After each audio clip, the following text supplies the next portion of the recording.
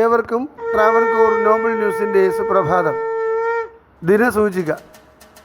ഇന്ന് കൊല്ലവർഷം 1201, കുംഭം 23, ക്രിസ്തുവർഷം 2026, മാർച്ച് 7 ശനിയാഴ്ച. സൂര്യോദയം രാവിലെ 6:36. കൃഷ്ണപക്ഷ ചതുർത്ഥി തിഥി രാവിലെ 11:17 വരെ ചിത്തിര നക്ഷത്രം, ശേഷം ചോതി. ഇന്നത്തെ രാഹുകാലം രാവിലെ 9:34 മുതൽ 11:03 വരെ.